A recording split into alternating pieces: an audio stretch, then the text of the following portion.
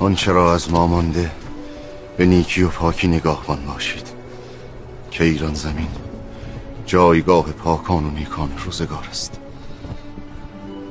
بدانید که فرمان روایی بر دلها بسی خوشتر است تا فرمان روایی بر زمین ها. پس این خاک و مردمانش را تا هست گرامی بدارید. با هر که پیمان میبندید آن را پاس بدارید. هرگز در شکستن پیمان پیش دستی نکنید.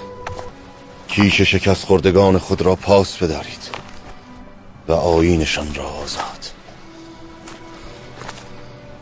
از شکست خوردگان در جنگ زنان و دختران نستانید، که زنان را آغوش شوهران نیکوتر است و دختران را سرای پدران آسوده تر.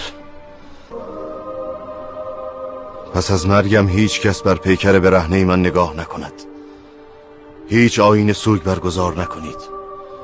تن بی جان مرا به زر و سیم نیارایید.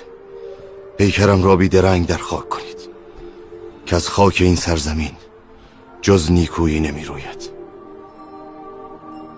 درود بی پایان من بر نیک پنداران، نیک گفتاران و نیک کرداران.